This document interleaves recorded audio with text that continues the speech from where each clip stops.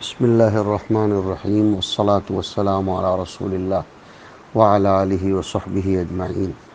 لگے ہاتھ ذہن میں یہ آ رہا ہے کہ تقدیر اور بدعت کے الفاظ بار بار آ رہے ہیں، ان کو اچھی طرح سمجھ لینا چاہیے۔ علامہ مجد الدین نے فرمایا کہ الحدث فی الدین بعد الاکمال یا ما سیحدث بعد النبی صلی اللہ علیہ وسلم من الاحوال والاعمال کو بدعت کہتے ہیں۔ علامہ نووی کہتے ہیں احداث ما لم یکن فی عہد الرسول صلی اللہ علیہ وسلم۔ علامہ شاطبی کی تعریف ذرا زیادہ مضبوط اور جامع معلوم ہوتی ہے جو انہوں نے الاعتصام میں کی کہ البدعۃ ہی طریقۃ فی الدین مخترعۃ تضاہی الشریعۃ یقصد بالسلوک علیہا ما یقصد بالطریقۃ الشرعیہ۔ دین میں کوئی ایسا طریقہ اختیار کرنا جس کو شریعت کا مقام دیا جائے اور اس پر چل کر وہی ثواب کو مقصد بنانا جو طریقہ شرعیہ پر چل کر ثواب کو مقصد بنایا جاتا ہے، یعنی بقصد تعبد کسی امر مخترع کو انجام دینا، اس کو بدعت کہتے ہیں۔ پھر بدعت کی دو قسمیں ہیں، اعتقادی و عملی کہہ لو یا حقیقی و اضافی کہہ لو۔ ہمیں جاننا چاہیے یہ بدعت کیوں پیدا ہوتی ہے یا کیوں پیدا کی جاتی ہے۔ اسباب پتہ چلیں گے تو احتراز کی توفیق ہوگی۔ بدعت کے بہت سے اسباب ہیں، جہالت، تقلید آباء، شہرت پسندی، زیرو میں سے ہیرو بننے کا شوق، مداہنت فی الدین، اتباع ہوا وغیرہ۔ ایک بہت اچھی بحث سمجھنی چاہیے کہ بدعت کو پہچاننے کے اصول کیا کیا ہیں، کیسے پتہ چلے گا کہ یہ بدعت ہے۔ میں آپ کو 5 اصول بتائے دیتا ہوں۔ نمبر 1، جس فعل کا محرک، جس فعل کا سبب قرون مشہود لہا بالخیر میں موجود ہو، کوئی معنی بھی نہ ہو، اس کے باوجود وہ فعل انجام نہ دیا جائے، وہ کام نہ کیا جائے، تو پھر بعد میں اس کو کرنا بدعت ہے۔ اس لیے کہ قرون مشہود لہا بالخیر کے اہل تو اچھے کام کو کرنے کے ہمیشہ متلاشی اور خواہاں رہتے تھے۔ اب اس کا محرک اگر ہے بھی، معنی بھی نہیں ہے، پھر بھی انہوں نے نہیں کیا، اس کا مطلب اس کام میں کوئی جان نہیں ہے۔ نمبر 2، مطلقات شرعیہ کو اپنی طرف سے مقید کر دینا، یہ بھی بدعت ہے۔ نمبر 3، جو کام فی نفسہ مندوب اور مستحب ہو مگر اس کا ایسا التزام کر لینا کہ دھیرے دھیرے اس کو ضروری سمجھا جانے لگے، اس کے ترک کرنے والے کو ہدف ملامت بنا لیا جائے، تو پھر وہ بدعت ہے۔ ہمارے فقہا اس کو اس طرح تعبیر کرتے ہیں کہ غیر لازم کو لازم سمجھ لینا، التزام ما لا یلزم بدعت۔ نمبر 4، جو کام خود تو جائز ہو مگر اس کو اپنانے میں کفار و فجار اور فرق ضالہ سے مشابہت لازم آئے تو یہ بھی بدعت ہے۔ امام غزالی نے لکھا کل سنت تکون شعارا لأہل البدعۃ ترکھا اولا۔ نمبر 5، وہ مطالبات شرعیہ جن کی روح و قالب دونوں شریعت کی طرف سے متعین ہوں، ان میں کسی قسم کی ترمیم یا اضافہ کرنا یہ بدعت کہا جاتا ہے۔ اب ہم چل رہے ہیں اصل میں کہ انکار قدر یہ امر بدعی ہے۔ اللہ نے تمام اشیاء کی تخلیق سے پہلے اپنے علم میں مقدر کر لیا ہے۔ اس علم خداوندی کے مطابق اپنے اپنے وقت پر ہر چیز وقوع پذیر ہوتی ہے، اور ایمان بالقدر کا ثبوت قرآن سے بھی تو ہے۔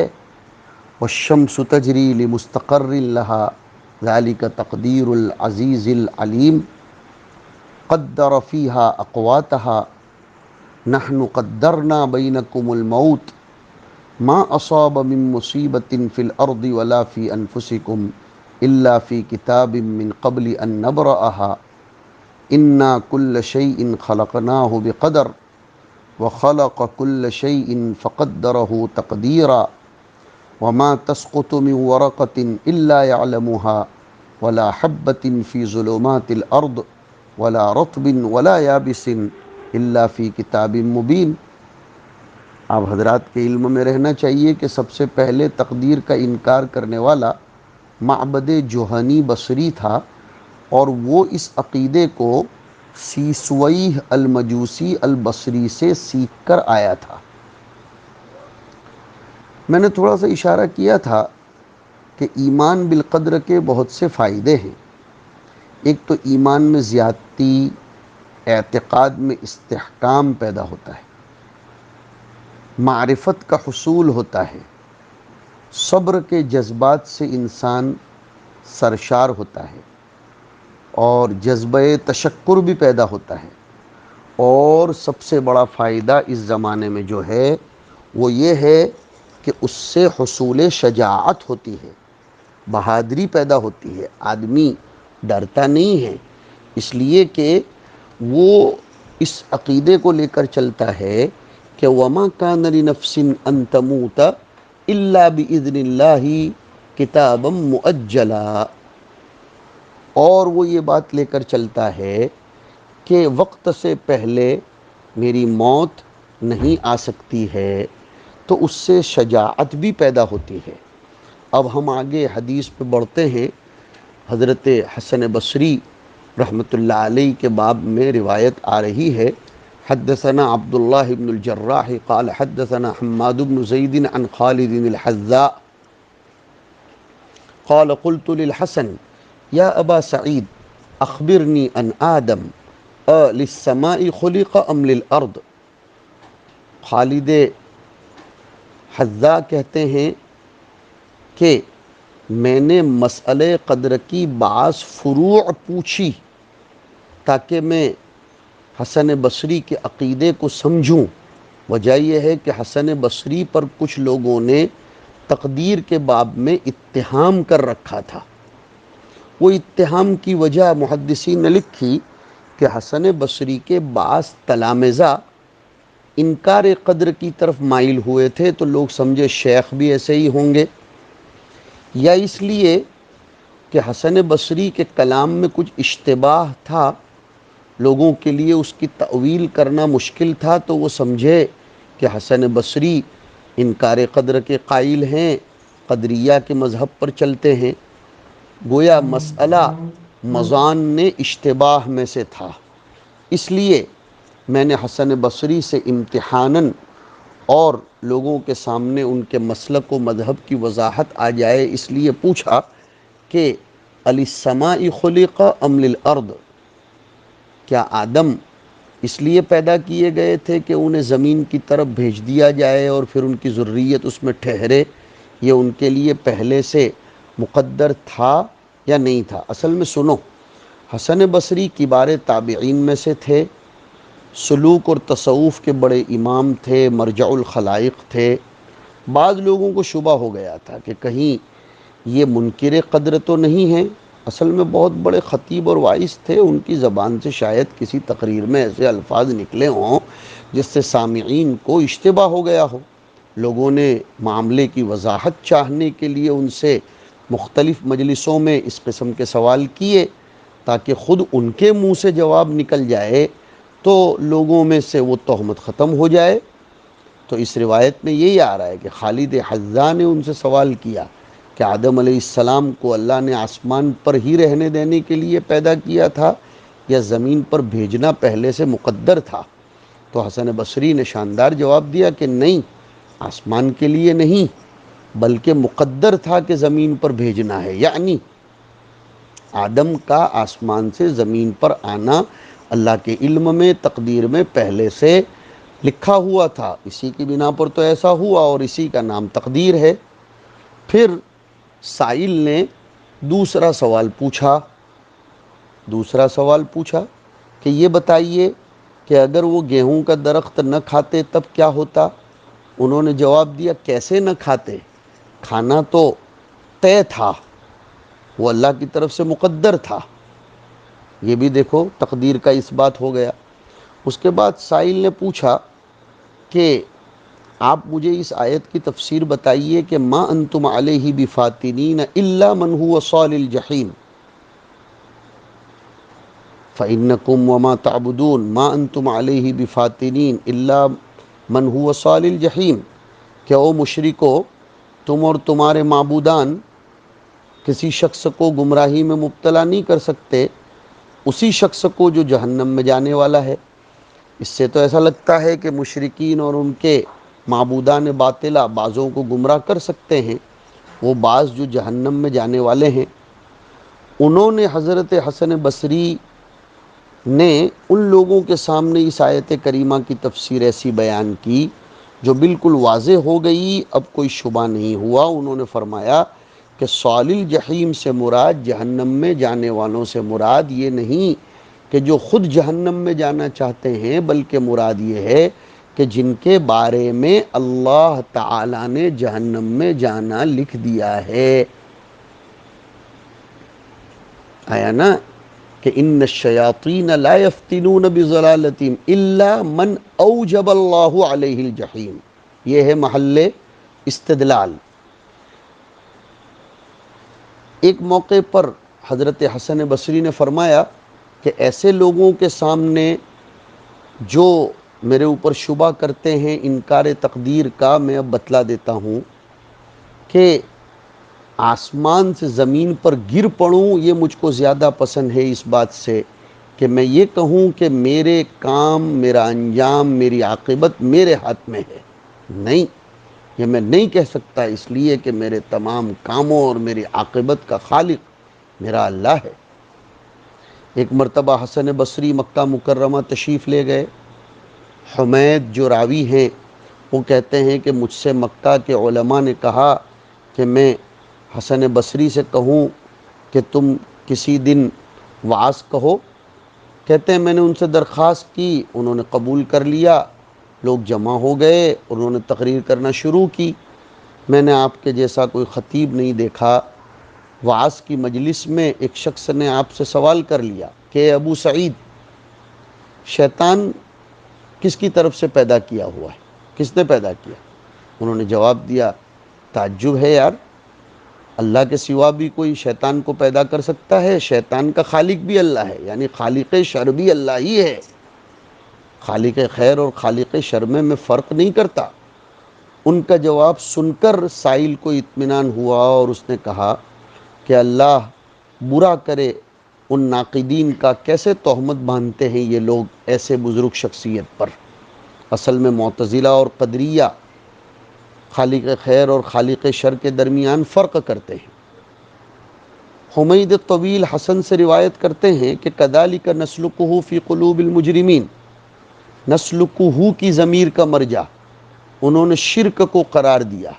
آیت کی تفسیر یہ کی کہ اللہ فرماتے ہیں کفار کے دلوں میں شرک کا عقیدہ ہم ہی ڈالتے ہیں، وہ کفار جن کے لیے مجرم ہونا طے ہوا ہے۔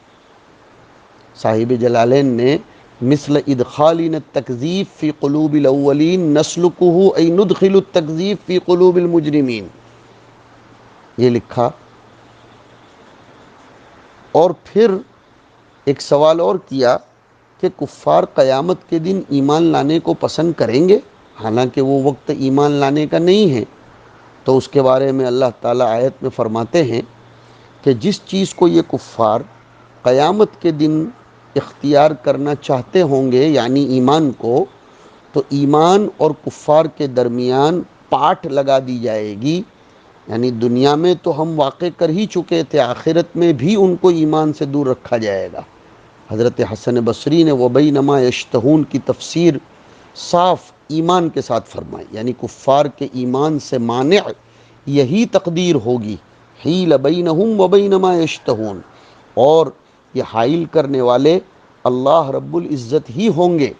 اس لیے حسن بصری کی طرف اس طرح کی نسبت کرنا یہ غلط ہے۔ حسن بصری نے خود اپنے مسلک کی وضاحت کر دی۔ حدیث میں آپ دیکھیے کہ حدثنا موسى بن اسماعیل قال حدثنا حماد قال حدثنا خالد الحذاء عن الحسن في قوله ولذلك خلقهم أي خلق هؤلاء لهذه وهؤلاء لهذه، اور خالد الحذاء قال قلت للحسن ما انتم علیہ بفاتنین، جواب دیا الا من اوجب اللہ تعالی علیہ انہ یصل الجحیم۔